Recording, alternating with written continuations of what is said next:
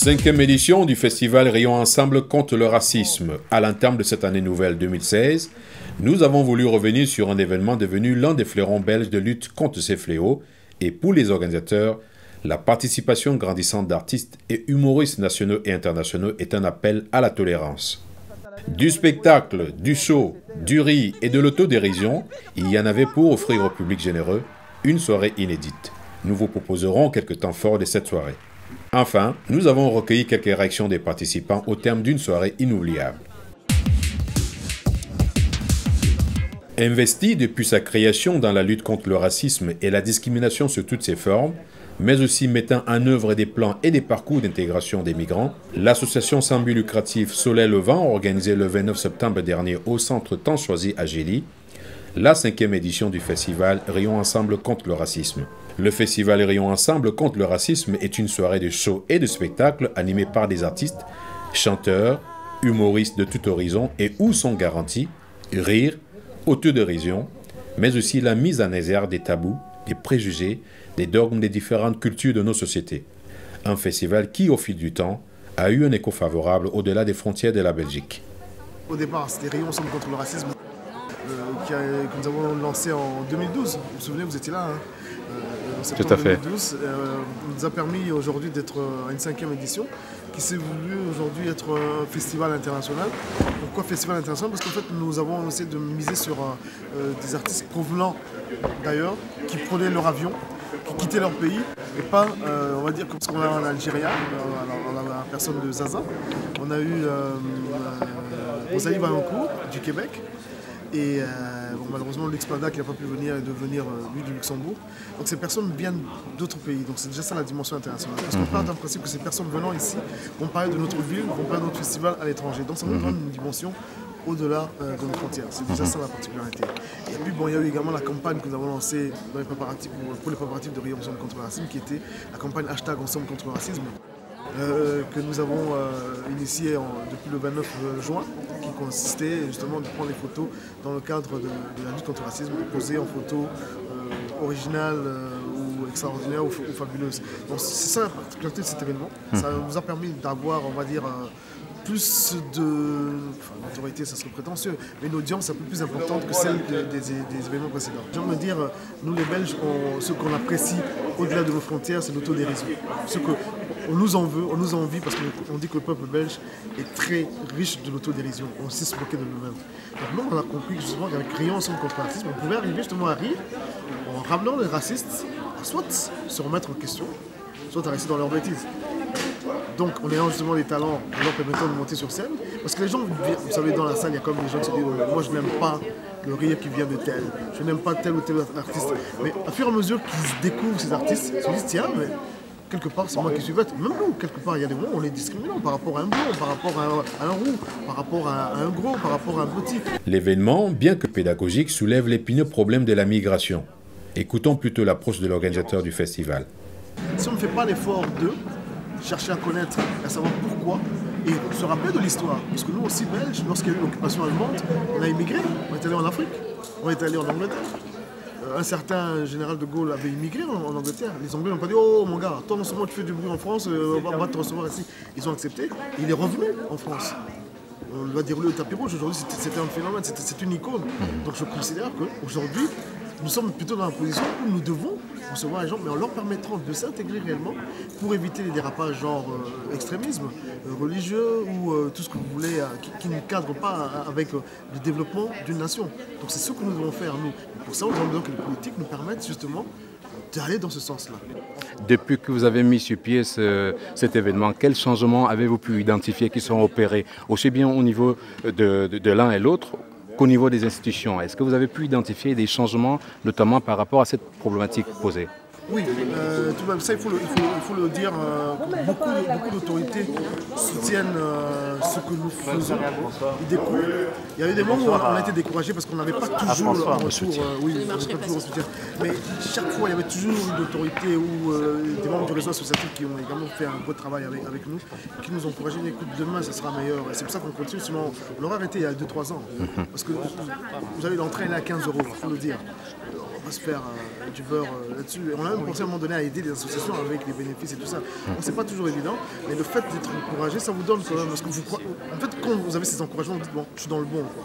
Tout au long de cette soirée, le public a eu droit à un show multicolore et inédit. Voici les temps forts. Je suis comme tout le monde, hein, donc je suis évidemment contre le racisme, j'ai horreur du racisme et des clichés. D'ailleurs, est-ce qu'il y a des noirs ce soir? Ouais, j'étais déjà arrivé, et très étonné qu'ils soient tous arrivés à l'heure. On l'applaudit les Arabes, on les applaudit. Allez, on y va. Par contre, tu es venu en voiture? Oui, là, il faut arrêter. Trop dangereux, on a des enfants. Hein. Il y a des Arabes ce soir? Ah ben, tu vois qu'ils ne sont pas tous en prison.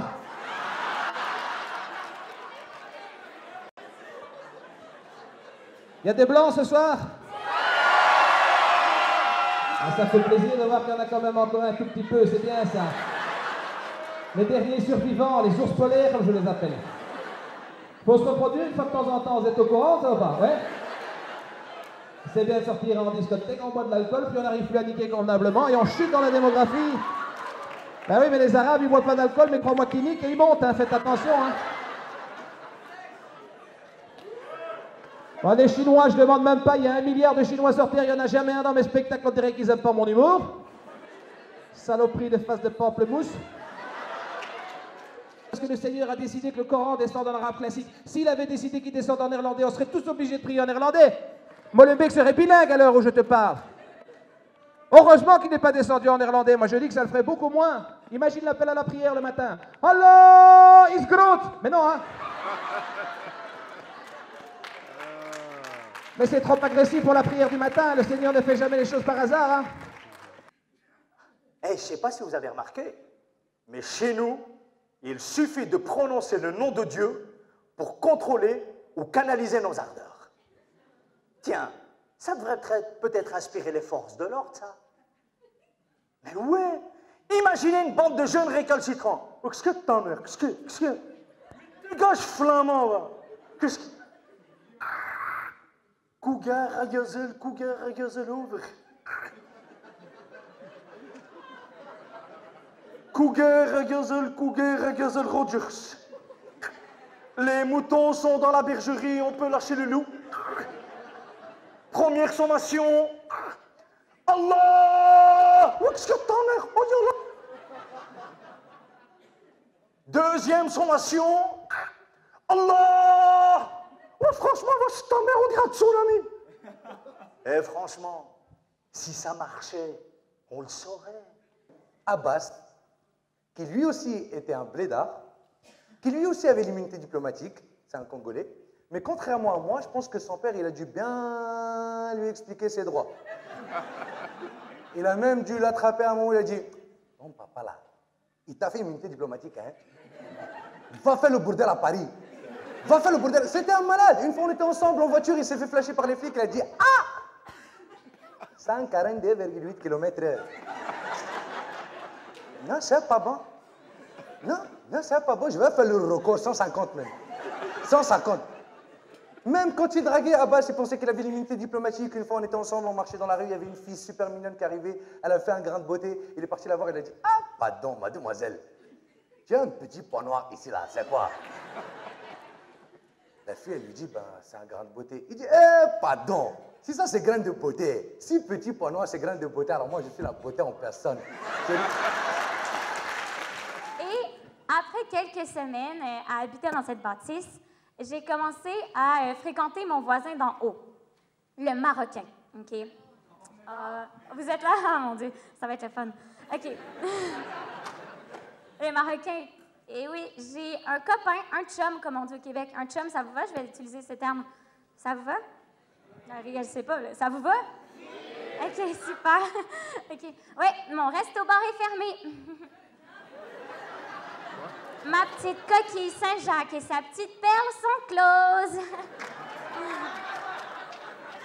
Il y a un code sur mon Wi-Fi. Puis bon, pour vrai, il s'appelle Fatoum, OK? Puis au début, c'est vraiment dégueulasse comme nom, sincèrement, mais je l'aime tellement. Il est tellement fin, tu sais, il est beau, il est gentil, il est drôle, puis ce gars-là a peut-être juste 20 ans, mais il me fait l'amour comme un homme de 60. Genre, c'est sexy, OK? Bon. Ouais, c'est ça, j'aime beaucoup, beaucoup Fatoum. Puis on a plein de conversations ensemble, puis on a réalisé que les hommes et les femmes sont pas encore égaux. Non, sauf en prison. Là, autant les hommes que les femmes font de la contrebande. Et je sais parce que j'ai regardé Orange is the New Black. J'ai arrêté d'écouter ça parce que j'étais en train de virer lesbienne. Puis noire. Pas que c'est grave être noir, là. Au contraire, là, c'est super cool, là. C'est full en mode. Sauf que je pense que je me suis comme trop habituée à ma face de blanche, puis à tous les privilèges qui viennent avec. Alors pour les gens qui ne viennent pas de Charleroi, vous avez dû entendre des choses bizarres ici, donc je vais vous expliquer un peu comment on parle à Charleroi. Ah, Charleroi, par exemple, on ne dit pas « Hey, bonjour l'ami, comment vas-tu ?» Et plutôt « Hey, qu'est-ce que m'empêche ?» Qu'est-ce que m'empêche, hein? Encore qu'est-ce cousin, hein? Et quand quelqu'un te pose la question du « Qu'est-ce m'empêche » ou « Qu'est-ce cousin ?» la réponse est tout simplement « Ça va, da ». Ça va, da, c'est très important de mettre le da à Charleroi, sinon on sait que t'es un touriste. Hey, tu vas où? Chez moi, da. Qu'est-ce que tu bois? Ben, une bière, da. Très important de mettre le da à Charleroi. Alors, il y a encore une expression bien typique de Charleroi qui paraît bizarre pour tout le monde, mais qui pour nous est tout à fait normale. C'est le fameux « m'écouti ».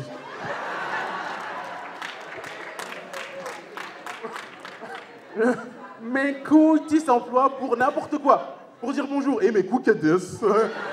Mes couquedes, tout simplement. Ah, je suis content de te revoir depuis tout ce temps. Hein. Mes couquedes, c'est beaucoup plus direct. Également pour prendre congé, pour dire au revoir. Et mes coups se voient quand, hein. Mes coups se voient quand, tout simplement. J'espère que nous ne laisserons pas un laps de temps aussi important afin de nous revoir une prochaine fois. Mes coups se voient quand, c'est beaucoup plus direct. Et évidemment, pour exprimer la colère, le fameux « mes coups les nerfs ». Mes coups les nerfs. Ah, les Chinois sont des gens qui travaillent énormément, alors que les Congolais, bon... on a le temps. Ah. T'imagines un mélange chinois-congolais? Ce serait un mec qui bosse, mais jusqu'à midi. Après, il faut se reposer là, Et j'ai tout le temps besoin de dire que je suis turc. Enfin, nous les Turcs, on est très nationalistes. On a tout le temps besoin de montrer d'où on vient. Un peu comme les Algériens. Bisous, bisous. Un peu comme les Algériens, vous voyez, un peu comme les Algériens, on est très nationalistes. Les Algériens, pour montrer d'où ils viennent, sortent tous leur drapeau, nous on sort tous nos fautes de français. Chacun fait avec ses moyens. Chacun fait avec ses moyens. Donc, comme j'ai dit, je suis à moitié turc. C'est-à-dire que moi, les fautes de français, je les ai pas, comme vous voyez. Fautes de français, moustache, poil sur le torse, je l'ai pas. Tout le reste, ça va. Mais on est nationaliste. Pourquoi on est nationaliste? C'est parce qu'on est un grand peuple, un peu. On est très fiers. On a inventé des tas de choses. Par exemple, la viande qui tourne. C'est nous, les kebabs, tout ça, c'est nous. Et la viande qui tourne dans tous les sens, la viande qui tourne dans tous les sens du terme. Genre, ah, cette viande a tourné, faisons-en un kebab.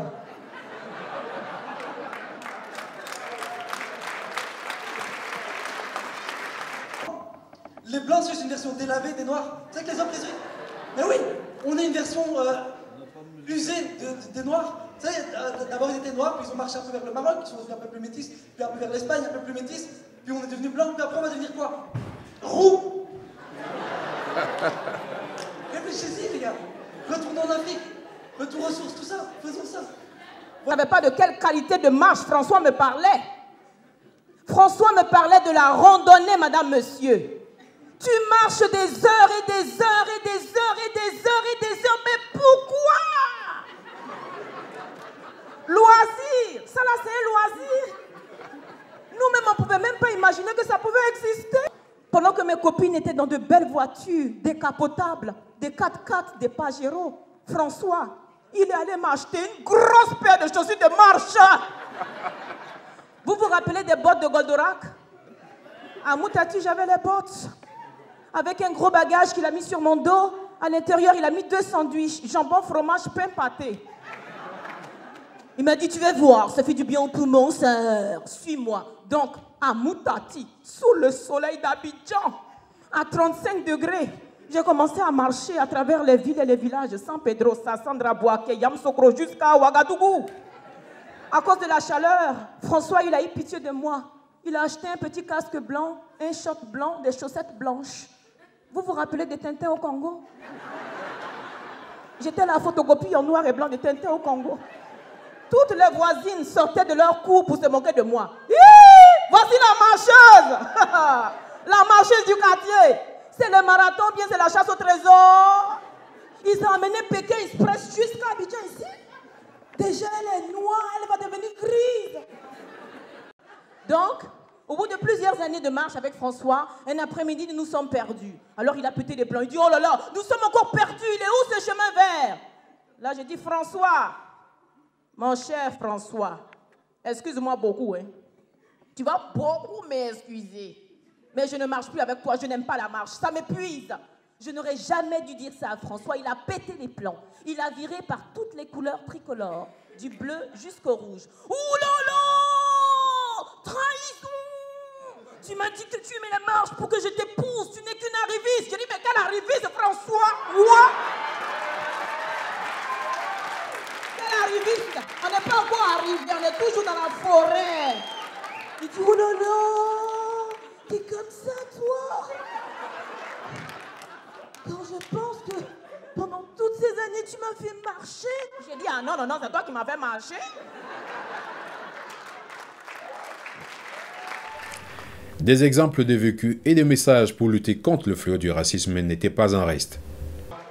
Vous êtes très nombreux, c'est ça qui fait plaisir parce que la cause d'aujourd'hui, elle est très importante. Classe de neige, Phil Collins. Et donc, il y avait une ravissante jeune blonde, elle s'appelait Elsa, et elle avait les yeux bleus. Et donc... Calme-toi frère, elle avait 8 ans, calme-toi. Calme-toi.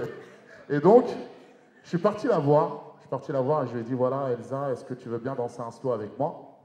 Et elle me dit non. Oh, voilà. Merci de compatir. Merci. Donc, ça fait mal, ça fait très mal. Donc, je décide de reculer de quelque part contre le mur. Vous savez, quand on est petit et qu'on est fâché, on tape la tête contre le mur. Je tapais la tête contre le mur. Je tapais la tête contre le mur. Et 5 minutes après, il y a un rouquin. Il part voir Elsa et lui dit, est-ce que je peux danser un slow avec toi? Et Elsa dit oui. Putain, attendez, voilà. Et ça m'a fait mal. Donc j'ai décidé d'aller la voir et de lui demander pourquoi. Il dit, voilà, Elsa, bon, j'étais un peu dans mon délire, wesh, Elsa, pourquoi tu veux pas danser un slow avec moi? Elle m'a dit, parce que t'es noir. Et parce que t'es noir. Elle m'a dit, et c'est vrai, je suis noir. Mais c'était bien vu. Ça avait un double sens. Voilà. Donc voilà. Bref, histoire vraie. 25 ans après, je reçois une demande sur Facebook. Et la demande, c'était Elsa. Et Elsa qui me demande, voilà, ça va, tu te rappelles, on était à l'école ensemble, on était en primaire et tout ça et tout. J'aurais pu faire le fou et je l'ai pardonné. Tout ça pour vous dire en vérité que tout se paye dans la vie. On est tous citoyens du monde. Le sang est de la même couleur. On vous le répète à chaque fois, c'est toujours la même chose. Aujourd'hui, le racisme est devenu une banalité.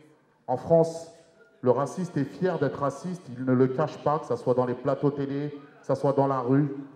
Et c'est malheureux et c'est pour ça qu'on est là aujourd'hui pour combattre ça. Et on vous remercie vraiment d'être présents, d'être aussi nombreux ce soir pour soutenir tous les artistes qui passent. Donc applaudissez très fort pour vous. Aimons-nous, chassons la fureur, soyons tous unis contre le racisme. Voici quelques réactions de participants au terme d'une soirée très relevée. Alors évidemment, étant donné que l'égalité des chances fait partie de mes compétences, mais il n'y a pas que ça, il y a aussi mes origines. J'ai grandi ici à Charleroi avec ma différence et je pense qu'il est important de partager un événement comme celui-ci pour casser les clichés. Alors on a vu toute une série d'acteurs de France, de Belgique venir chacun partager un message. Qu'est-ce que ça vous apporte vous et qui peut changer demain peut-être le quotidien ici à Charleroi? Voilà, ce que ça m'apporte à moi et surtout à la ville de Charleroi, c'est cette diversité. Le fait qu'il y ait des gens qui viennent comme ça de l'étranger à Charleroi faire un spectacle contre le racisme, c'est un vrai plus et c'est la preuve que Charleroi étant une ville multiculturelle, elle apporte sa pierre à l'édifice pour combattre ce fléau qu'est le racisme. On a dit Nzamba Kela Biso Poto Lingala, Tosangana, Toyokana. Ce qui veut tout simplement dire que Dieu nous a créés pour qu'on s'aime, pour qu'on reste unis et qu'on s'entende. Et qu'on ne voit pas quelqu'un, un frère ou une sœur dans la souffrance, on la laisse comme ça, il n'a pas de souci, comme s'il n'y a rien.